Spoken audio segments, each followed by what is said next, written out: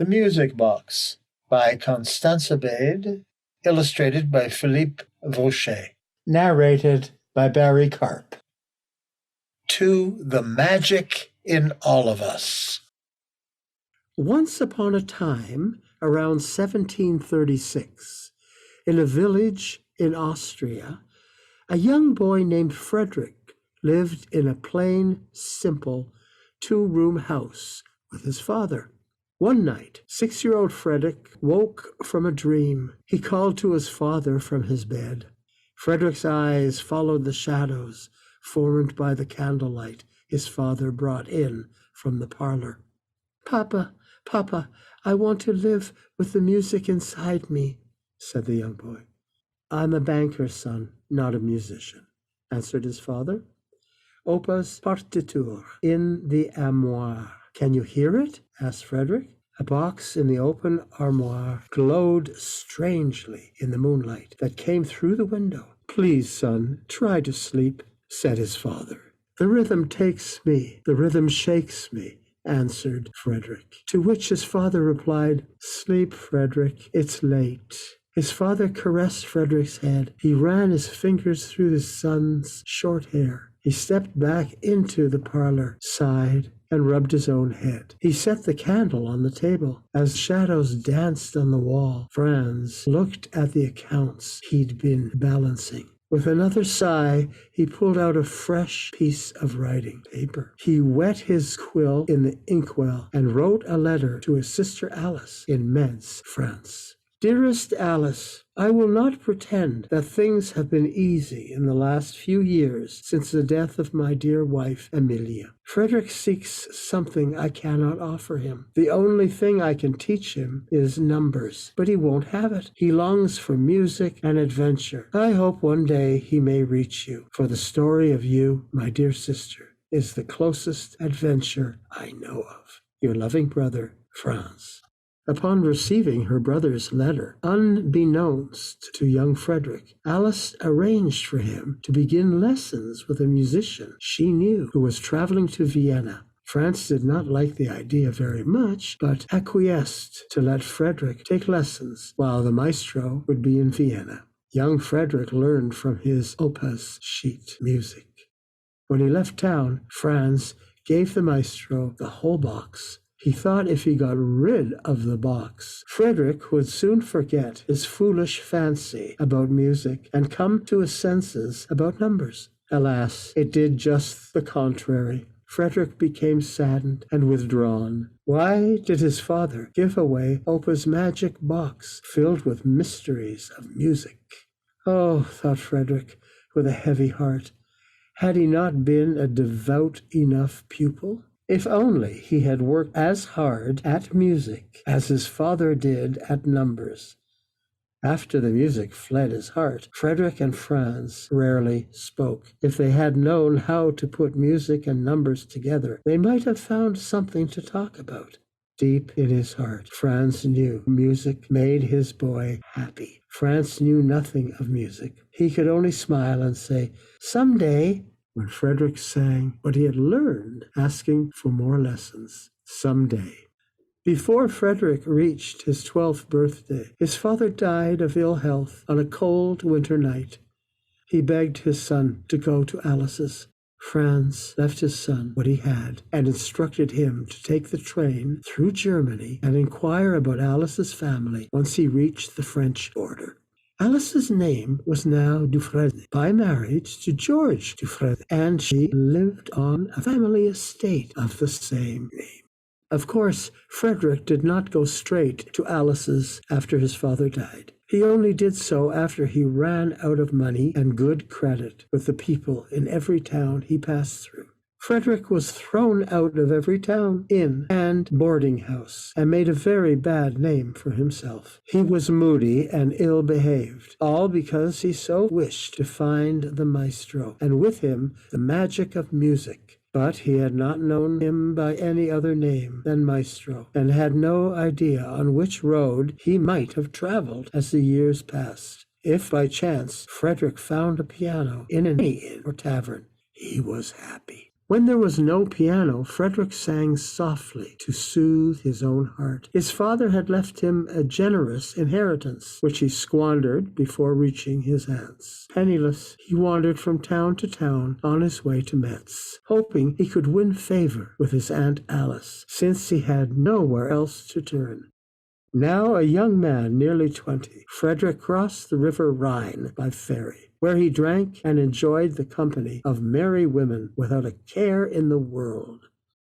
One evening before Frederick's arrival, the Dufresne family, Alice, her husband George, his brother Heinrich, Heinrich's wife Bertha, and the 3 children, Lucy, Maggie, and Rulli, all went to the playhouse. As a longtime friend of Marlowe's, Alice and her family were fond supporters of the theatre.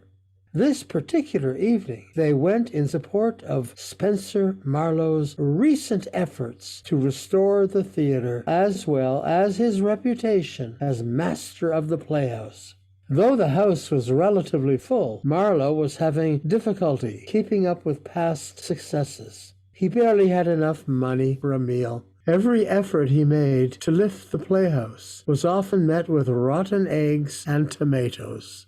The townspeople were as demanding as they were diverse. It was very difficult to please everyone's personal tastes and preferences all in the same evening.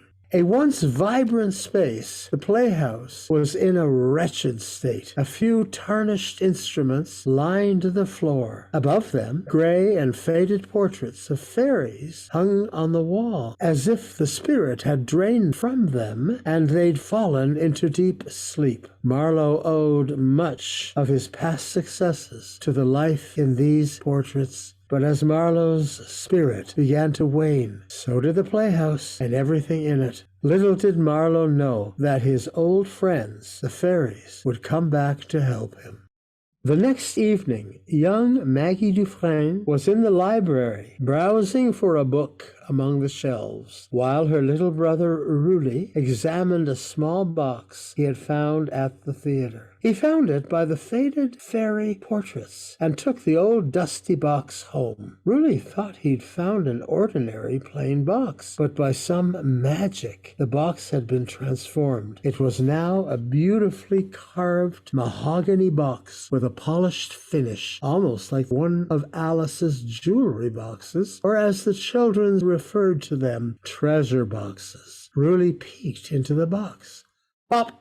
Pan, a very fit fairy, pushed on the lid and jumped onto the coffee table. His nose was too big for the rest of him. He spoke with authority, waving a finger at Rulli. "Look here, you've just interfered in our mission." Sam, another fairy with spiked electric hair, struggled out of the box and spoke. Not to mention interrupted our concert. He climbed out of the box with a sigh, a violin in his hand. Cecile, an Amazon-like fairy with razor-short locks, smooth ebony skin, and dark, shining eyes, followed.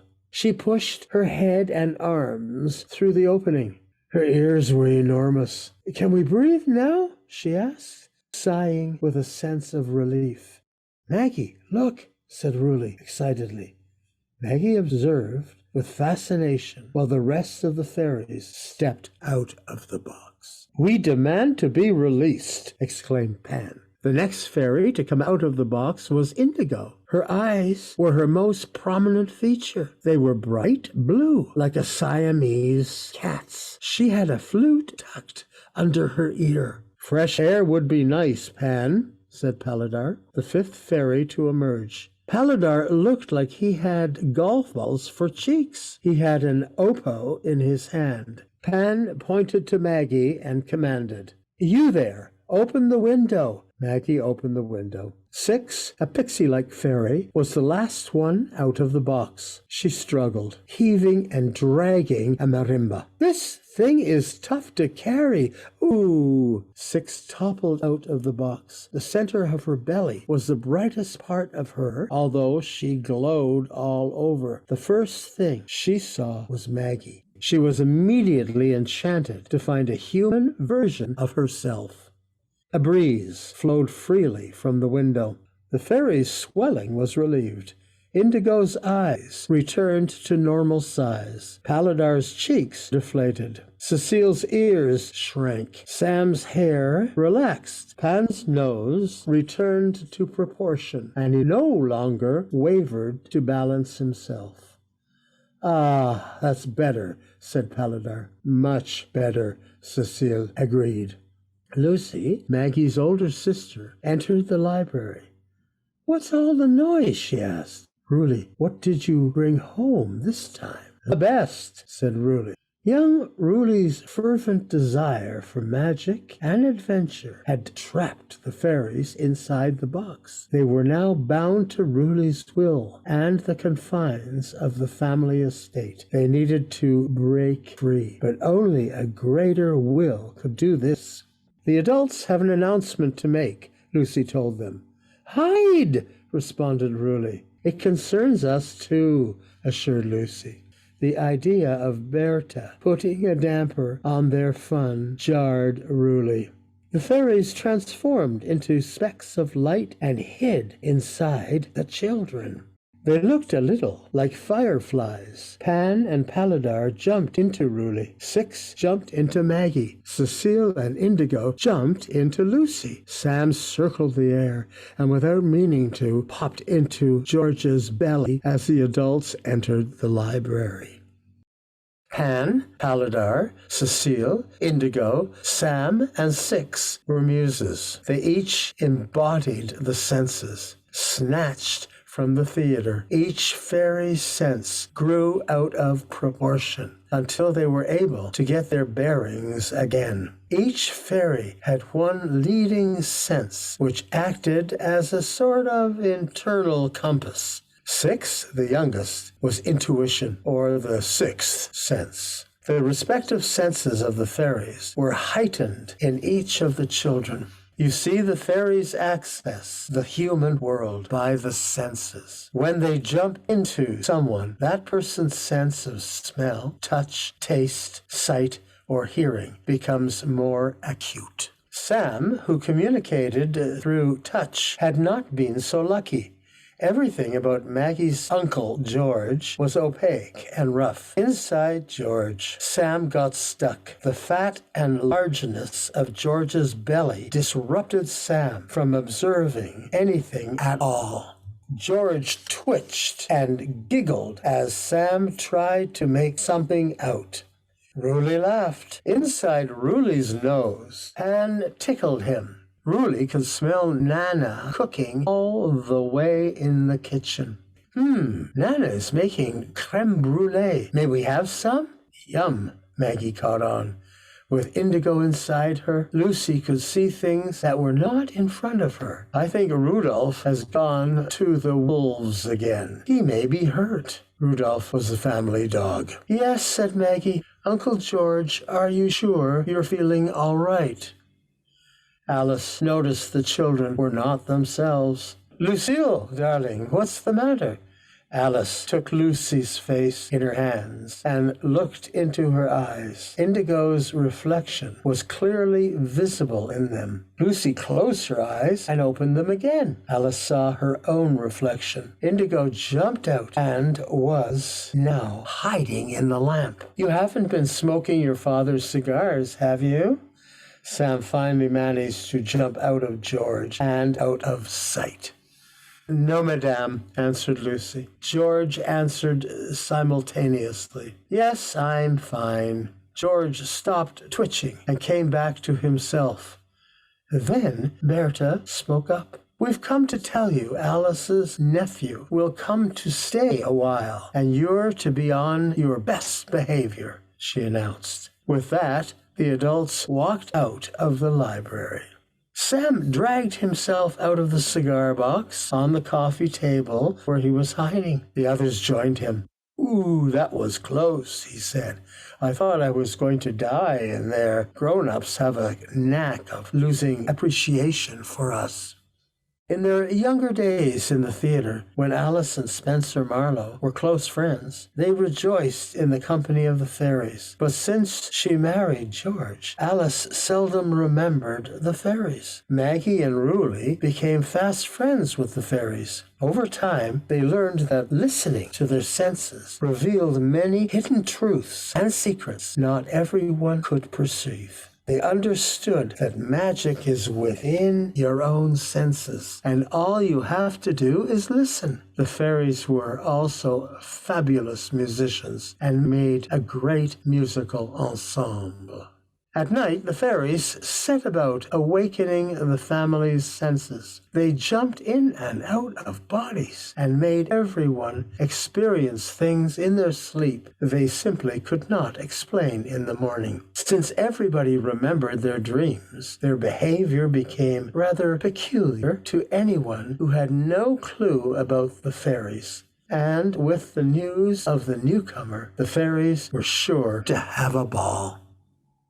The children respected the adults and were mindful of Bertha's moods, especially because they lived in her house. Her only son, Arnold, was gone for months, sometimes years at a time. Only Lucy remembered him. But since Maggie and Ruley were a handful of company, she did not miss him much. Lucy was there before Maggie was born, so Maggie naturally thought of Lucy as her sister. Maggie and Ruley grew up make-believing they had two sets of parents. They did not make a distinction as to whose parents were really whose. All they knew was Bertha was married to Heinrich, and Alice was married to George. And perhaps because they were a few years older, Bertha and Heinrich always seemed more serious than Alice and George. Alice and George still showed a certain playfulness at times that the children could relate to.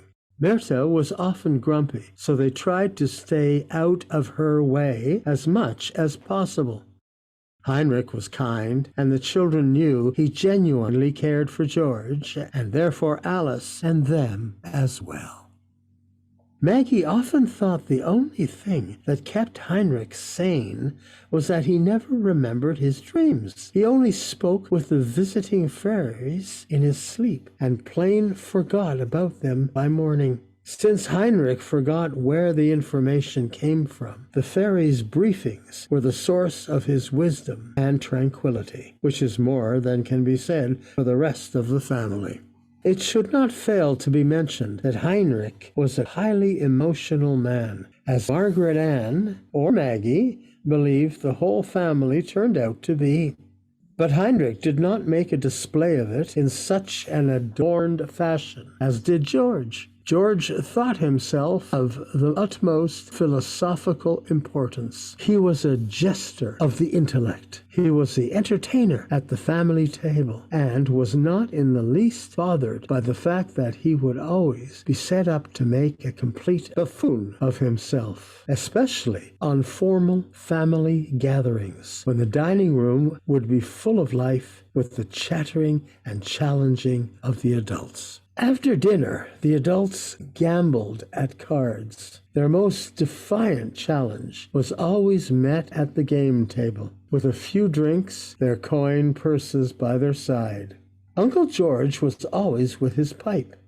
Maggie and Lucy would slip away into the library, where they found peace and quiet. George was a political man, and in that vein had trained Bertha's son, Arnold, which at least made Bertha proud of her absent son. Heinrich did not share George's passion for politics, and this was a difference they both respected. George was most fond of Heinrich. He considered him a great man, and Heinrich thought likewise of George, although he never said so. The men didn't always give the evening away to wit and gamble. When the ladies retired to a much quieter hand of bridge, the men retired to the quiet of Heinrich's study, sometimes in light conversation of recent events, or sometimes to look over grandfather's drawings, talking about the old days and some great adventure they had not failed to capture in their youth. When he was not grave, even though George made himself out to be a clown, Maggie rather liked him. The best advice he ever gave her was, Confucius says, keep looking. But this story is not about Heinrich and George. It is how the Dufresne family came to define themselves when Alice's nephew, Frederick, came from Austria to live with them on their estate. Cousin Arnold, as the children referred to him, was a man of propriety and business. He was off on some worthy journey, and so it was agreed that Frederick be put up in his quarters until his return. In times of change, the fairies thrive most. Sometimes change can cause turmoil and confusion. It is in such a time that we come upon the Dufresne family at their estate near Metz. Not long after Frederick's arrival, Maggie was settled comfortably in the library for her morning read. The sun shined gloriously through the veranda windows overlooking the garden. Birds chirped in the morning light. The sound of an oboe perked up Maggie's ear. A voice strained to fit in with the natural wonder of the place. Maggie followed the voice beyond the garden, her curiosity getting the better of her. In the distance, the men were returning from their morning ride through the fields. Rudolph, the family Rottweiler, barked incessantly as Ruli came, breathless, over to Maggie. Rudolph dropped the fairy box at Maggie's feet. "Rudolph's upset the fairies," panted Ruli. "The fairies?" exclaimed Maggie, picking up the box. "Rudolph, you know very well the fairies are creatures of the night and are not to be stirred by daylight." Maggie chided. "Come, let us take Felicity out a while." Rudolph followed Maggie into the barn. Maggie gently placed the box on a tackle beam before putting the bit and reins on her horse, Felicity. Inside the box, the fairies slept soundly in their unperturbed glow. Maggie unlatched Felicity's stall. Frederick, the new house-guest, sang while he groomed his horse. "Fie, fie, so blue am I, to have mistaken my wife for a die. Fie, fie, so blue was I, when she at the door told me goodbye. And so I fled as Mercury sped to find another warmer bed." Maggie slipped out unnoticed. A short while later, Maggie returned from her morning ride to find Frederick still humming. "Oh, that morning was so fine, I took a ride up the Rhine, and stopped at every port to have some wine." Maggie entered the barn with a grin of curiosity. Frederick stopped singing and turned beet red as if he'd been caught in mischief. Maggie unsaddled her horse, watching Frederick. He continued his work silently. "Why do you wear your hair so?" Maggie asked him. "How so?" answered Frederick abruptly. "So short like that," explained Maggie. "My father always wore it so," Frederick defended. "Well, I don't find it very suiting," Maggie complained. "I don't find anything wrong with it," retorted Frederick.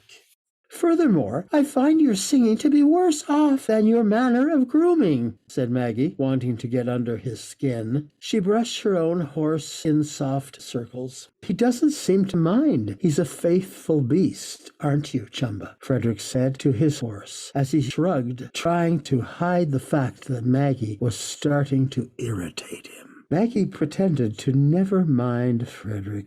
"Who's pretending now, Felicity?" she gossiped aloud to her horse. She refreshed the grain and hay in the stall and closed the gate. Frederick did not notice Maggie take the fairy box from the beam on her way out.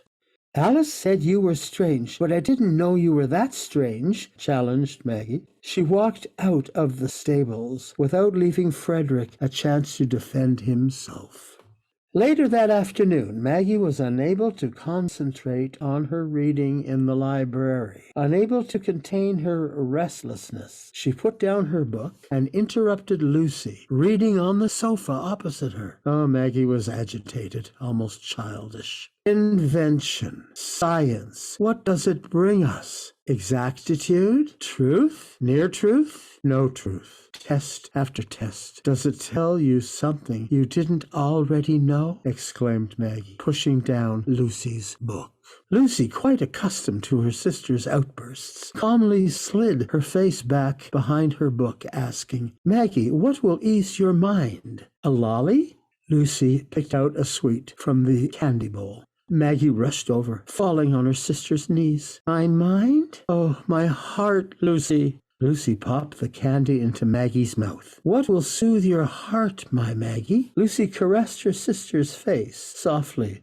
A song? Will a song do for my darling Annie? Maggie's full name was Margaret Ann. Sometimes Lucy called her Annie for short. Lucy lifted her sister off her knees and sang. Margaret Ann danced with Lucy. Lucy brought Maggie back to the sofa as they continued the song together. Maggie hummed to herself, resting her head on the sofa in a daydream. Balzac, the gray cat, walked across the bookshelf, purring at their song. Lucy got up, handed him to Maggie, then quietly stepped out into the garden to join the rest of the family in a game of croquet. Outside, on the game field, the conversation was appropriately about Maggie. The adults usually took to talking about her when she was not around. I must say that girl spends much too much time with her nose in books, and when it isn't up in the air, she's daydreaming, commented Alice. Let her be free. She'll find her way, reassured George. Sixpence says she won't, bet Ruley. He swung his croquet hammer, getting ahead of everybody else in the game. Ruley was a natural gambler and never missed an opportunity to put his 2 cents in every conversation, even the ones that didn't concern him. That evening, Maggie carried the mahogany box down the hall. Under the velvet tapestry, the 6 fairies slept soundly in their chamber. Maggie made sure the coast was clear before she snuck upstairs to Frederick's quarters. She left the fairy box on the dresser with a note. Lucy opened her bedroom door just in time to see the tail of Maggie's dress slip away down the stairs into the dining room. She knew there would be mischief that evening. Nana, the housekeeper, made her way around the table, serving the family a dinner of steamed vegetables, potatoes, and roasted lamb. It was relatively quiet in light of the new guest. The silence bored Ruley. He crossed his eyes over his nose and reached for his nose with his tongue. Nobody except Maggie laughed. Heinrich swiftly elbowed Ruley, causing him to choke on a mouthful. When he went to bed, Frederick noticed the box. He read the note. Welcome to our home. In this box you will find a little something to fill your every need. M.A. Frederick opened the box. It was empty, beautifully carved with velvet lining inside. If you're wondering, the fairies weren't hiding. Frederick just couldn't see them. Sadly, he had become an adult who didn't believe and hadn't trusted his instincts in a very long time. At night, since nothing was happening and it was deathly quiet, something very unusual for the fairies. They began to stir impatiently, waiting for their door to open to a night of fun. Are you sure we didn't oversleep into the night? Six asked the others. Don't be foolish, Six, Pan told her. The night air is quite distinct from that of the morning. I would have detected such a slip, he boasted. It's not like Maggie to leave us hanging for the better part of the evening, Six insisted. Maybe her father got her caught up in some debate of philosophy over dinner. You know how the old man is, suggested Cecile.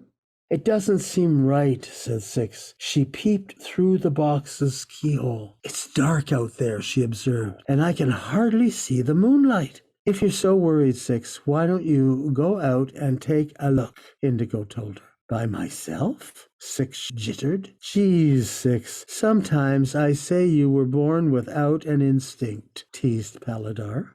I am an instinct, Six said defensively. Paladar always had a way of getting under her skin.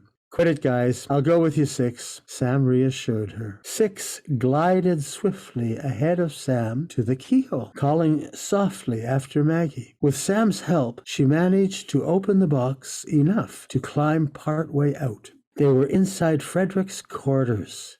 Out there, on the bed, in front of Six, Frederick slept placidly. His arms and legs hung off the mattress, and his mouth was wide open. Frederick snored loudly. "Wow," Six exclaimed. She was so excited, she slipped back into the box so quickly the top almost dropped on her fingers. Lucky for Six, Sam was still holding the hinge steady.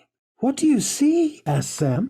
"Hey guys, come check this out," Six motioned. The 4 fairies came swiftly to the opening. "Wow!" they exclaimed all at once. "And you, Guy," Pan called. Pan gave Paladar a high five. "He's so full of color," marveled Indigo. "Pah," scoffed Cecile.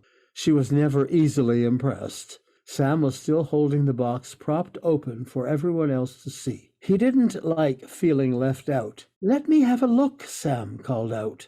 Palador ignored Sam. He climbed out of the box, and from the opening yelled back, "Last one in is a dirty, rotten egg." "Hey!" Sam protested. He jammed the hinge and made a dash for the gap before the top closed behind him with a loud tap. Once in Frederick's chambers, they all oohed and awed over the newcomer. "Shh!"